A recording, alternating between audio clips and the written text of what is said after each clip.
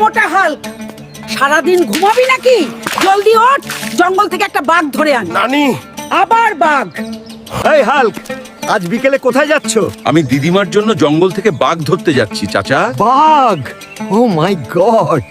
এই গন্ডার, আমার রাস্তা থেকে সরে যাও। দাদি আমাকে একটা বাঘ ধরতে পাঠিয়েছে।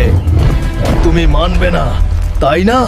তাহলে আমাকে তোমার হাত পা ভাঙতে হবে। অবশেষে ভালুক পরাজিত হয়েছে। এই তো, আমি তোমাকে খুঁজে পেয়েছি বাঘ। আমি তোমাকে এখন ছাড়বো না।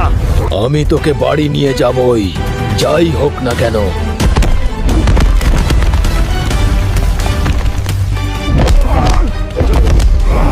এবার বাড়ি যাই, দিদা খুব খুশি হবে। ও হাল্ক, তুমি সত্যই একটা বাঘ ধরেছো। দিদা, শুধু তোমার জন্য।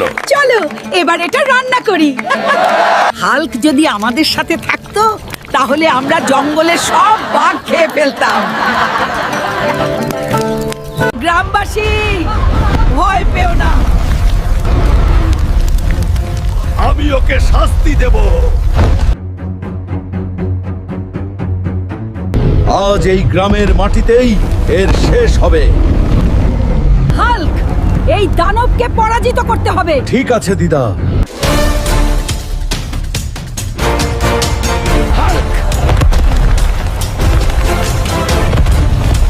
তোমাকে ডাইনোসরকে হারাতে হবে। হাল্ক, তুমি এটা করেছো।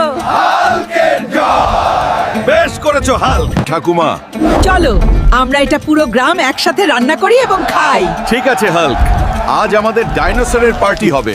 যতদিন হাল্ক আমাদের সাথে আছে কেউ কিছু করতে পারবে না। যে আসবে আমরা তাকেও রান্না করে খেয়ে ফেলবো। আমি হাল্ক আপনার জন্য প্রার্থনা করছি, এই ভিডিওটি লাইক করুন, এই চ্যানেলটি সাবস্ক্রাইব করুন। আপনার ইচ্ছা 2 দিনের মধ্যে পূরণ হবে। হাল্ক সব সময় আপনার সাথে আছে।